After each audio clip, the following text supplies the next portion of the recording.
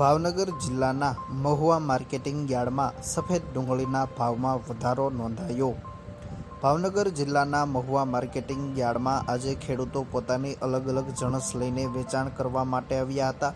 ભાવનગર જિલ્લો જ નહીં પરંતુ અન્ય જિલ્લાઓમાંથી પણ ખેડૂતો અલગ અલગ જણસનું વેચાણ કરવા માટે મહુવા માર્કેટિંગ યાર્ડમાં આવતા હોય છે। ખાસ કરીને ડુંગળીની પણ પુષ્કળ પ્રમાણમાં આવક નોંધાઈ રહી છે। ત્યારે આજે થયેલ હરાજીમાં ગઈકાલની સરખામણીએ સફેદ ડુંગળીના ભાવમાં વધારો નોંધાયો છે।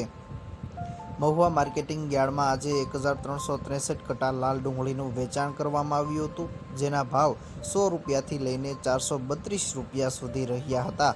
ગઈકાલની સરખામણીએ લાલ ડુંગળીના ભાવમાં 54 રૂપિયાનો ઘટાડો નોંધાયો છે। આ સાથે જ યાર્ડમાં આજે સફેદ ડુંગળીના 1217 કટાનું વેચાણ કરવામાં આવ્યું હતું, જેના ભાવ 192 રૂપિયાથી લઈને 435 રૂપિયા સુધી રહ્યા હતા। ગઈકાલની સરખામણીએ મહુવા માર્કેટિંગ યાર્ડમાં સફેદ ડુંગળીના ભાવમાં 142 રૂપિયાનો વધારો નોંધાયો છે। આ સાથે જ મહુવા માર્કેટિંગ યાર્ડમાં આજે 32,030 નંગ નારિયેળનું વેચાણ કરવામાં આવ્યું હતું, જેના ભાવ 505 રૂપિયાથી લઈને 2,745 રૂપિયા સુધી રહ્યા હતા। ગઈકાલની સરખામણીએ મહુવા માર્કેટિંગ યાર્ડમાં નારિયેળના ભાવમાં 291 રૂપિયાનો ઘટાડો નોંધાયો છે।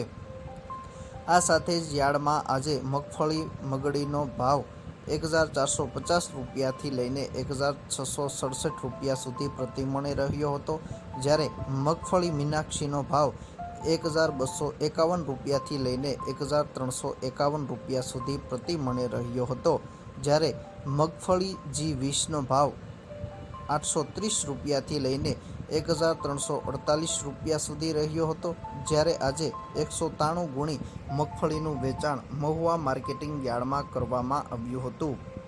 આ સાથે જ મહુવા માર્કેટિંગ યાર્ડમાં આજે કપાસની પણ આવક નોંધાઈ હતી।